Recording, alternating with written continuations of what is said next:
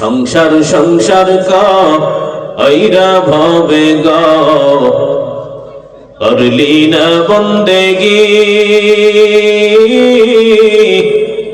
কেমন কাটাইবি মনরে কবরের জিন্দেগি রে ওরে জীবন গোনায় গোনায় গেল রে ওরে জীবন গোনায় গোনায় গেল রে ঠিক না নিঃশ্বাসে রবি বিশ্বাস কইরা গো বাঁধলাম বাড়ি ঘর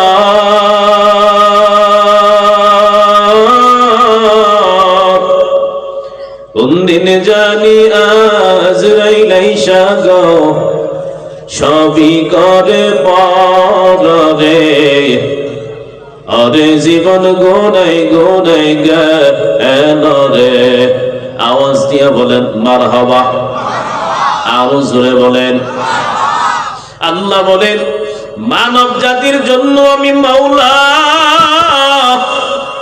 হেদায়েতের বাণী একটা কিতাব পাঠাইলাম কিতাবটার নাম যেন কি সবাই বলে না মদিনার নবী কয় আল্লাহ পাক এমন এক দামি কিতাব পাঠাইছে আমাদের জন্য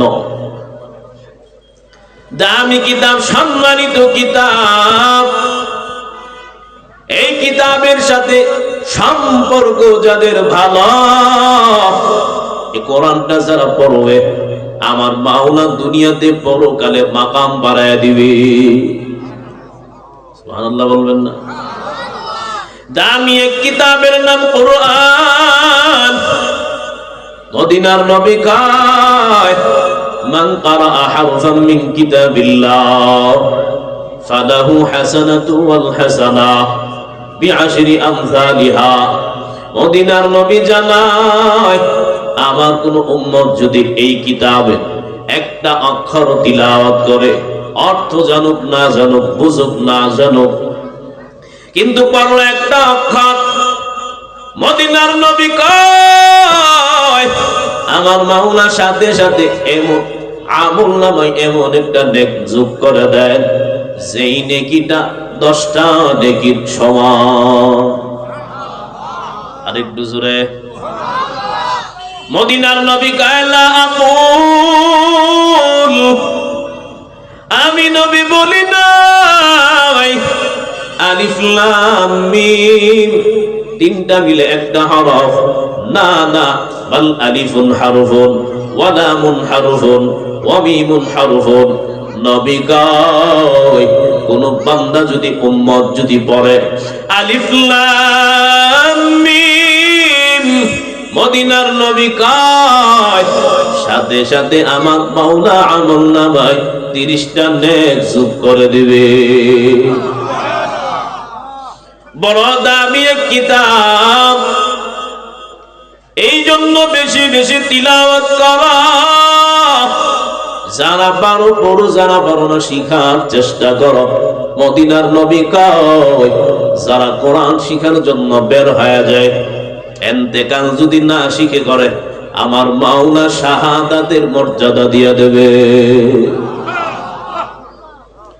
এই কিতাব যে ঘরে পড়া হবে ওই ঘরে মালিকের রহমত বেশি থাকবে যেই ঘরে কোরআন তিলাওয়াত করা হয় ওই ঘরে বরকত বাড়ায় দেয় কে যাদের সম্পর্ক নাই তাদের কামাই রুজিতেও বরকত নাই ফ্যামিলিতেও শান্তি নাই শান্তি দেওয়ার মালিক কে ইনকাম কম হোক অসুবিধা নাই মালিকের রেজামন্দি হাসিল করে যদি অল্প ইনকাম করো বরকত বাড়ায় দিবে কে এই কিতাবটার যাতে বাবা সম্পর্ক লাগাও এই কিতাবটারে বেশি পরিমাণে মূল্যায়ন করো সঙ্গী বানাও যদি বন্ধু বানাইতে পারো এই কোরআন কবরে ভুলবে না হাসরে ভুলবে না আই জান্নাতে বান্দারে পৌঁছাইয়া দিয়া কোরআন তার কাছ থেকে বিদায় নেবে এই কিতাবটা যারা পড়ে আমরা মনে করি টাকাওয়ালা ক্ষমতাওয়ালা দুনিয়ার বাহাদুর, তাদের সম্মান বেশি। মদিনার নবী কয় না না, খায়রুকুম মান তাআল্লামাল কুরআনা ওয়া আল্লামা। পয়গম্বর জানায় কেউ যদি কোরআনটা শিখে এবং শিখায়, তারা হলো দুনিয়ার মধ্যে শ্রেষ্ঠ বান্দা, তাদের মতো উত্তম বান্দা আর কেউ নেই। কিন্তু না না, বড় আফসোসের বিষয়, মুসলমানের ঘরের সন্তান কোরআন তিলাওয়াত করতে পারে না, মুসলমানের ঘরের সন্তান কোরআন জানে না। না রে বাবা না, মনে করেছো দুনিয়ার লাইনে সন্তানটারে শিক্ষিত বানায়া টাকাওয়ালা লক্ষ লক্ষ টাকার মালিক হয়ে যাবা, কোটি কোটি টাকার মালিক হয়ে যাবা। না না, কোরআন ছাড়া সন্তানের যত শিক্ষা দাও না কেন, সন্তানটারে শিক্ষিত বানাইতে পারবা, কিন্তু মানুষ বানানো হবে না। ঠিক নেই? কারণ কত সন্তান বড় বড় ডিগ্রি নেই, গ্রামে মা বাবারে দেখাশোনা করে না, আছে না নেই? আজ পর্যন্ত কোন ইমামের মা বৃদ্ধাশ্রমে দেখি নাই, মা বাবারে কোনো ইমাম ভাত দেয় না, এমন ঘটনাও পাওয়া যায় না। কিন্তু বড় বড় ডিগ্রি নিয়া মা বাবারে ভাত দেয় না, আছে না নাই? সন্তানটারে যদি বাবা আদর্শবান না বানাইতে পারো, মনে করো বা এই দুনিয়াতেও শনি, পরকালেও কপালে শনি। এই জন্য আগে আদর্শবান বানাও, আদর্শবান বানাইলে লাভ আছে। জীবনটারে এমন সুন্দর করে গঠন করো, মরিলে যেন তুমি হাসতে পারো, দুনিয়ার মানুষ তোমার জন্য কাঁদে।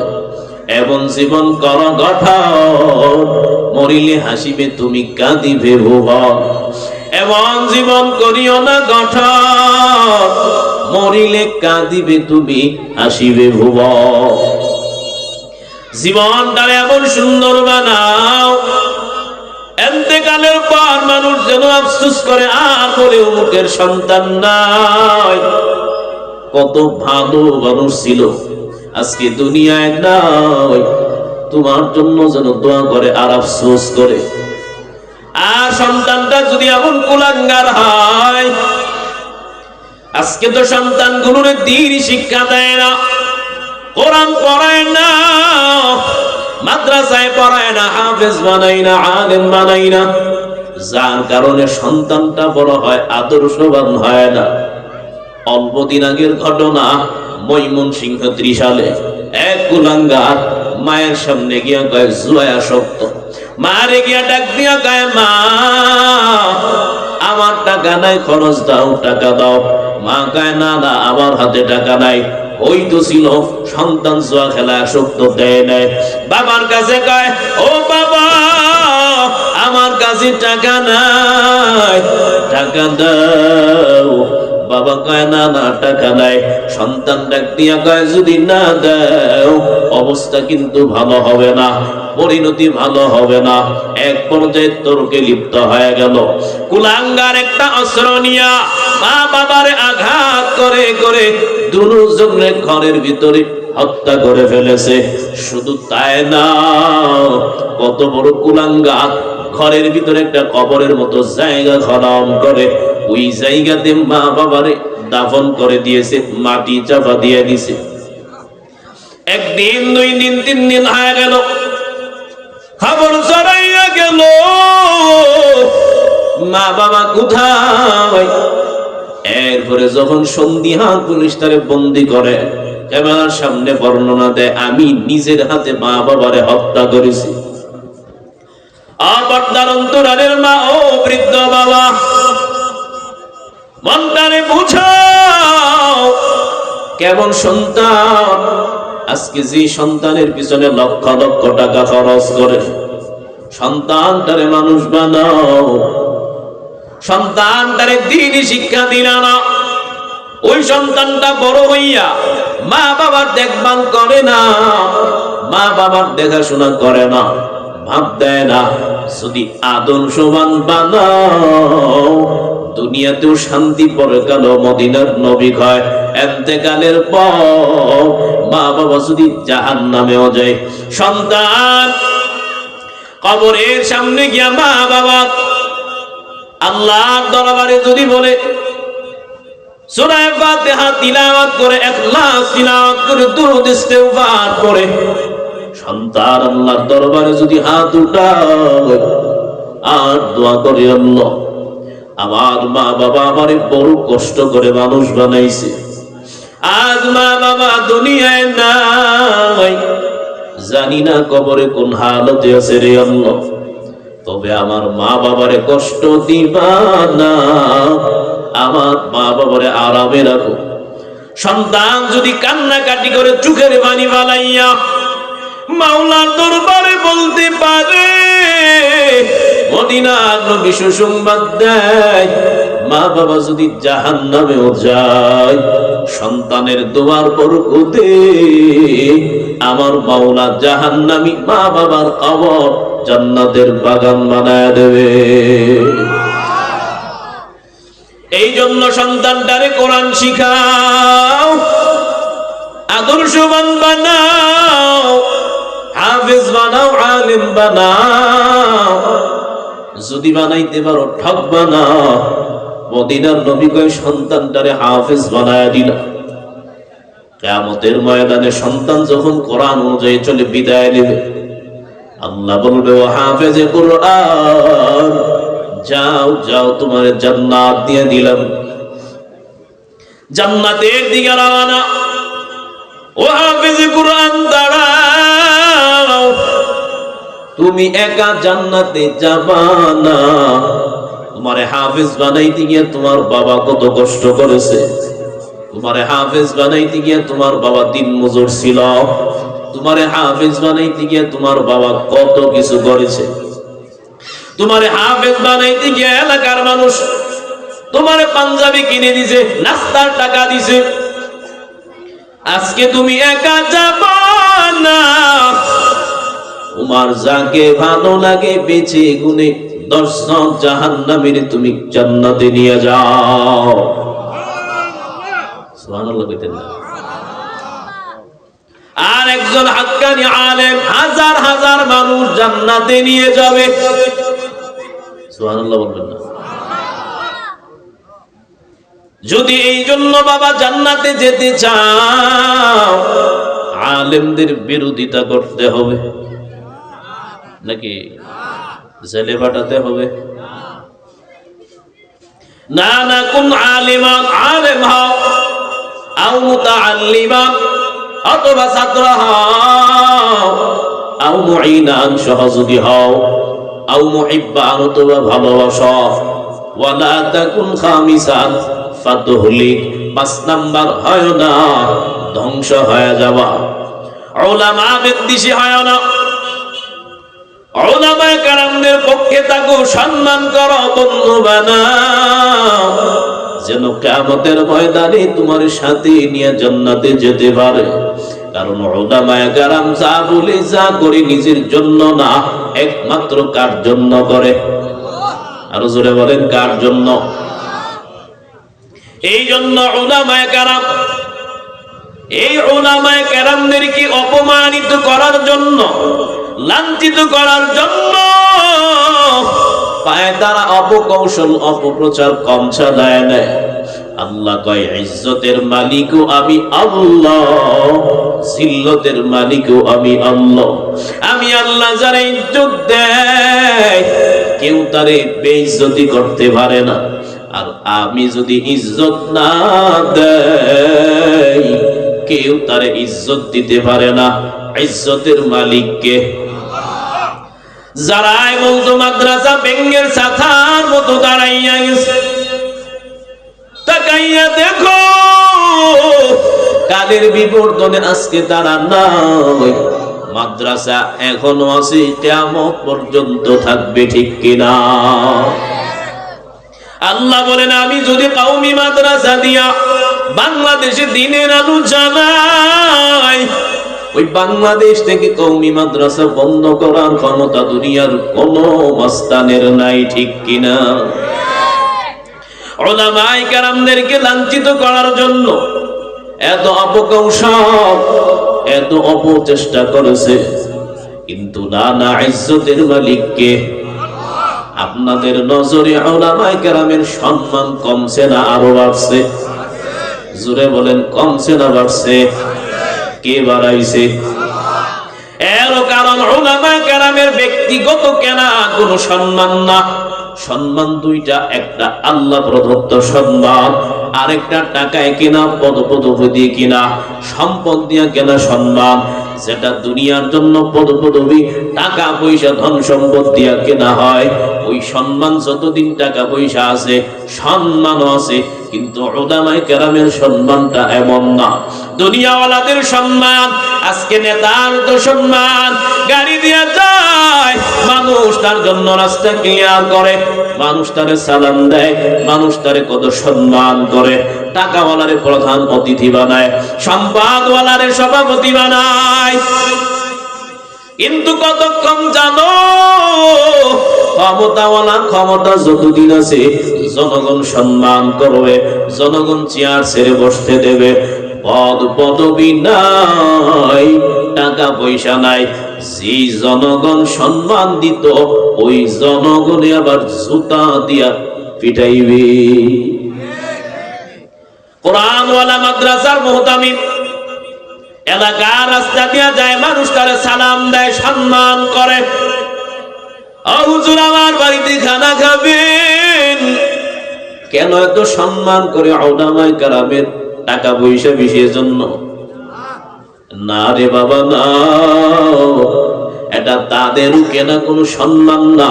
তারা আল্লাহর কোরআন সিনায় লাগাইছে, আমার মাওলা সম্মানিত করেছে। মূলত তাদের কোনো ব্যক্তিগত এবিলিটি না, সম্মান কার দেওয়া? কেন কোরআনের সাথে সম্পর্ক ভালো, আমার এই কাপড়টা দামি কাপড়, কিন্তু না, এত পরিমাণে দামি না, যত পরিমাণে দামি কোরআনের একটা কিলাত বা কাবারের যে পরিমাণে দাম, ঠিক কিনা? কাবারের এত পরিমাণে দাম, এটা হাত থেকে পড়ে গেলে মানুষ পর্যন্ত চুমু খায়। আমার কাপড়ে কোনো কিছু লাগলে আমি চুমু খাই না, সালাম করি না, সম্মান করি না। আমার কাপড় দামি, টাকা বেশি, এরপরও গিলাফের দাম আমার কাপড় থেকে বেশি। কেন? একটাই কারণ, গিলাফের সাথে, কোরআনের সাথে গিলাফের সম্পর্ক ভালো, এই জন্য গিলাফের দাম বাড়ায় দিছে কে? লক্ষ লক্ষ টাকা দিয়ে আমরা কাঠ বানাই, খাট, চেয়ার, টেবিল বানাই, রাগের মাথায় লাথি মারি, সম্মান নাই। কিন্তু সামান্য একটা কাঠের রেহান কোরআনের সাথে যখন লেগে গেল, বলেন লক্ষ টাকার খাটের দাম বেশি নাকি 50 টাকার রেহানের দাম বেশি? কেন? রেহানের সম্পর্ক কোরআনের সাথে ভালো। ও মানুষ, যদি কোরআনটারে সিনায় লাগাইতে পারো, আল্লাহ কয় কোরআন যতদিন আছে সিনাটার সম্মান বাড়ায় দিবে কে? শুধু যে মানুষ সম্মান দেয় এমন না, কোরআন শিখনেওয়ালা, কোরআনওয়ালারা যখন রাস্তা দিয়ে যায়, আমার মাওলা তাদের সম্মানার্থে নূরের তৈরি ফেরেশতা দিয়া পায়ের নিচে নূরের ফল বিছায়া দেয়। সুবহানাল্লাহ, আসে না? আরো জোরে বলেন। ইরাকের জমিনে বাদশা নিজামুল মুলুক একটা মাদ্রাসা বানাইছে, মাদ্রাসা নিজামিয়া। ওখানে 3 জন মনীষী পড়াশোনা করেছেন। এর মধ্যে একজন হলো ইমাম গাযালি রাহমাতুল্লাহ আলাইহি, বড় বুজুর্গ। ইমাম গাযালি যখন ওই মাদ্রাসায় পড়াশোনা করে, উস্তাদরা ক্লাসের একটা রুটিন দিয়ে দিছে, 10টা থেকে ক্লাস। ইমাম গাযালি রাহমাতুল্লাহ আলাইহি ক্লাসে হাজির হইতে গিয়া আধা ঘন্টা দেরি হয়েছে। উস্তাদ ডাক দিয়া কয়, গাযালি দেরি কেন করেছ? গাযালি কয়, ও উস্তাদ, আমার প্রথম দিন দেরি হয়েছে, ক্ষমা করে দেন। কথা দিলাম আগামীকাল থেকে আর দেরি হবে না। কি জন্য হয়েছে বলার দরকার নাই। উস্তাদ কয় ঠিক আছে যাও, প্রথম দিনের মতো ক্ষমা করে দিলাম। এবার দ্বিতীয় দিন আগে আগে রওনা, ক্লাসে যাবে কিন্তু না কপাল আজকেও বড় খারাপ। রওনা হয়েছে 10টায় যেতে পারে নাই, আরো দেরি হয়ে গেছে 1 ঘন্টা। উস্তাদ কয় দেরি কেন করেছ? ও শাইখ আমার, 2 দিন দেরি হলো, প্রথম দিন ক্ষমা করলেন, আজকেও ক্ষমা করে দেন, কথা দিলাম আগামীকাল থেকে আমার আর কোনো দেরি হবে না। উস্তাদ কয় তুমি তো দেরি করার ছাত্র না, তুমি কেন দেরি করেছ? ক্ষমা করে দেন, আগামীকাল থেকে দেরি হবে না। কি আপনাদের? এবার ইমাম গাজ্জালী রাহমাতুল্লাহ আলাইহি বলেন দ্বিতীয় দিন ক্ষমা করে দেন। উস্তাদ কয় যাও, দ্বিতীয় দিনও ক্ষমা করে দিলাম। এবার তৃতীয় দিন ইমাম গাজ্জালী রাহমাতুল্লাহ আলাইহি আরো লম্বা সময় নিয়ে মাদ্রাসার দিকে রওনা হয়ে গেছে, কিন্তু নানা কপাল আরো খারাপ। তৃতীয় দিন আরো লম্বা টাইম দেরি হয়ে গেছে, ধরেন 1.5 ঘন্টা। এবার উস্তাদ ডাক দিয়া কয় গাজ্জালী দাঁড়াও, আজকে আর ভিতরে তুমি প্রবেশ করবা না, বাইরে দাঁড়ায় থাকো। এবার কিতাব নিয়ে বাইরে দাঁড়াই, চোখের পানি ফালাই, দেরি হয়েছে। সারা ক্লাস দাঁড়াইয়া দাঁড়াইয়া সবক ধরার পর ইমাম গাজ্জালী রাহমাতুল্লাহ আলাইহি উস্তাদ যখন ক্লাস শেষে নিজ কামরায় গেলেন, দরওয়াজায় গিয়া আওয়াজ দিলেন, কে তুমি? কয় আমি গাজ্জালী। শাইখ আমার অনুমতি যদি দিতেন ভিতরে প্রবেশ করতাম। হ্যাঁ ঠিক আছে আসো। যাওয়ার পরে ডাক দিয়া কয়, ও শাইখ আমার, 3 দিন আমি ব্যক্তিগত কোনো কাজে দেরি করি নাই। কয় তুমি তো দেরি করারও ছাত্র না, কি হয়েছে বলো? গাজ্জালী ডাক দিয়া কয়, ও শাইখ আমার, আমি যখন প্রথম দিন রওনা, দ্বিতীয় দিন তৃতীয় দিন রওনা হয়ে যাব, আমার বাড়ি থেকে যখন বের হয়ে গেলাম রাস্তায় মাটিতে পা দেব, এমন সময় কে যেন আমার পায়ের নিচে কি অটোমেটিক বিছায়া দেয়।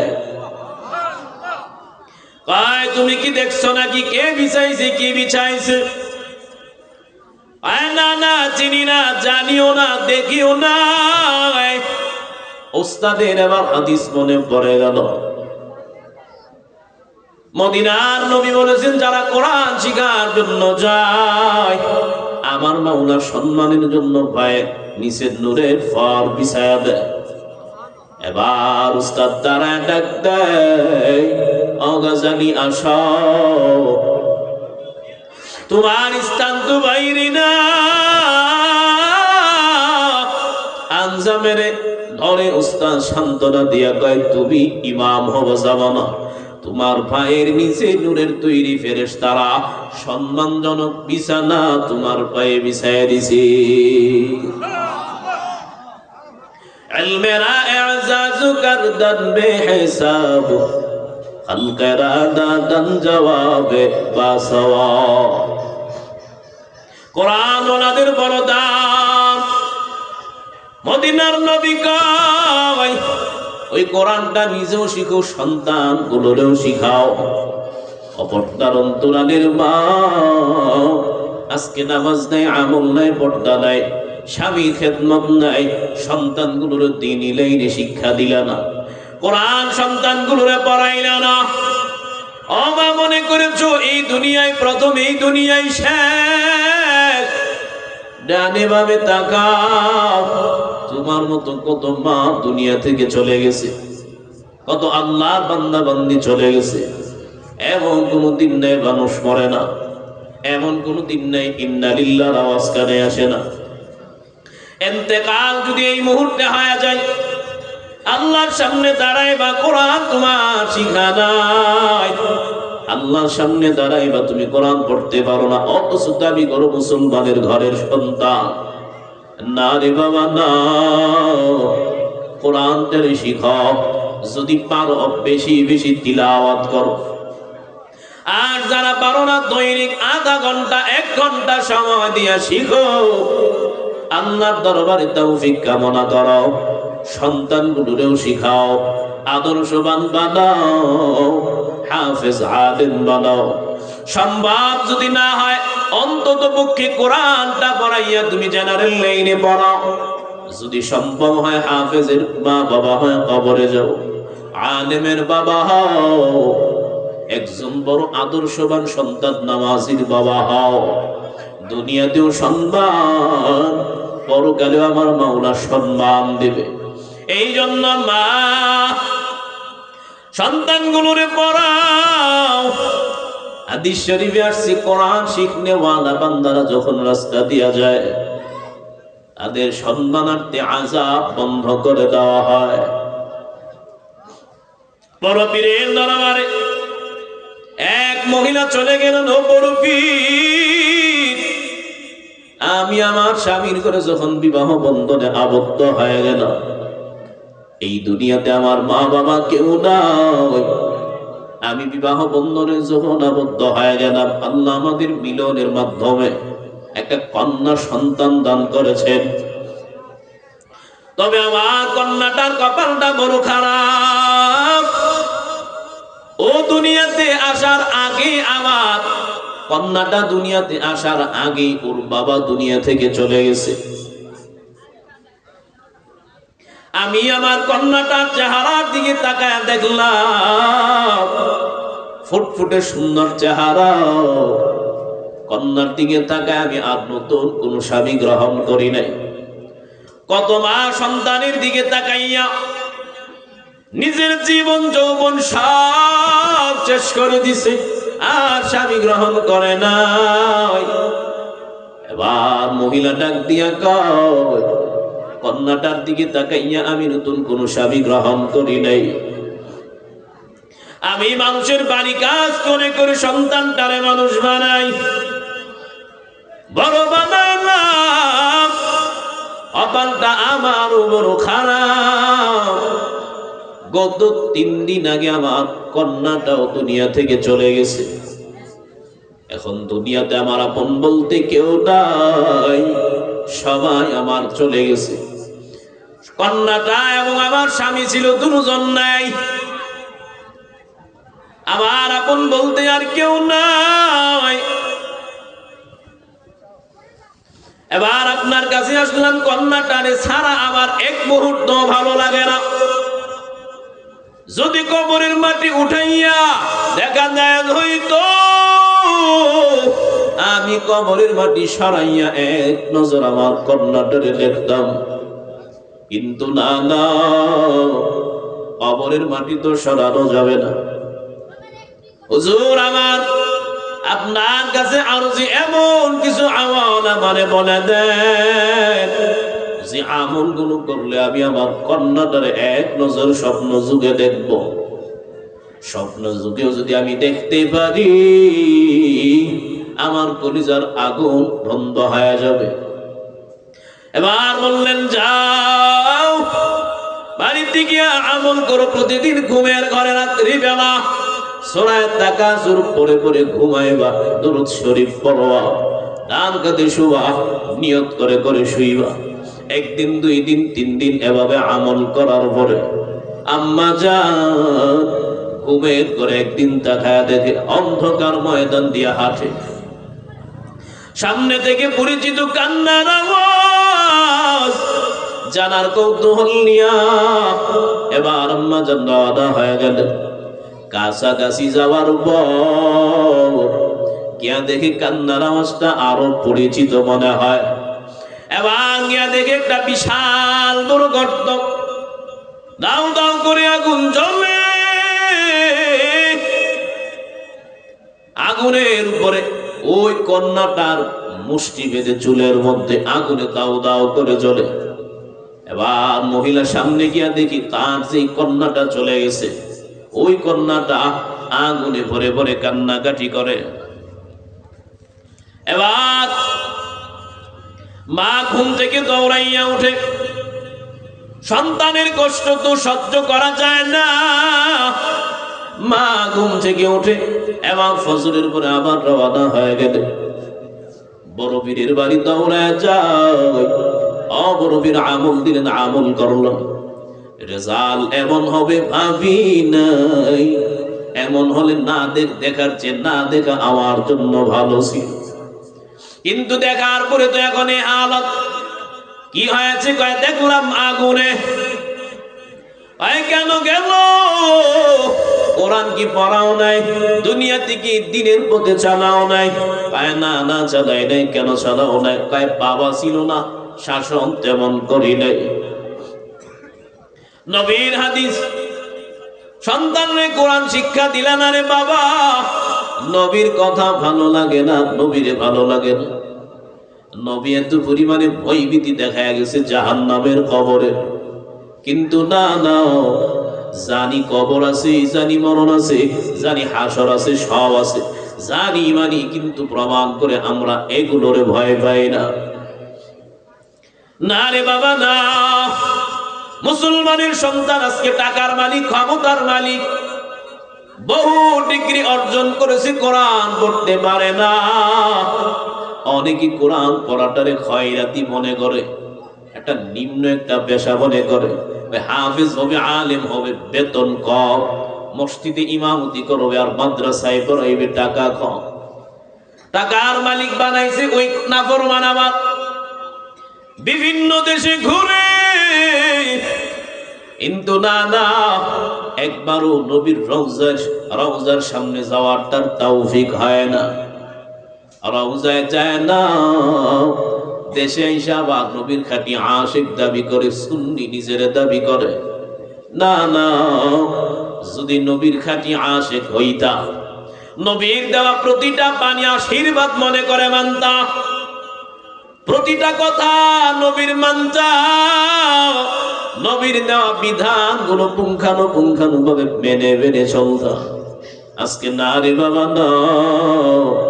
রহমতের নবী এত পরিমাণে বুঝাইছে, কিন্তু আমলে আমরা নেয় না।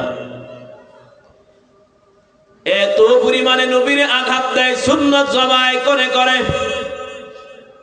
নবী তো ধ্বংসের দোয়া করে নাই, উম্মতের জন্য গোটা জীবনটাই কাটায় দিছে। এজন্যই হয়তো আমার আল্লাহ বলেন, ওয়ামা আরসালনাকা ইল্লা وما أرسلناك إلا رحمة للعالمين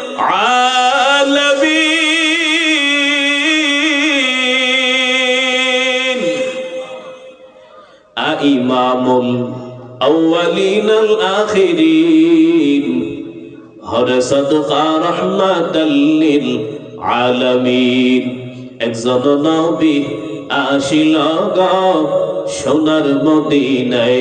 সবাই নবীর মহব্বতে।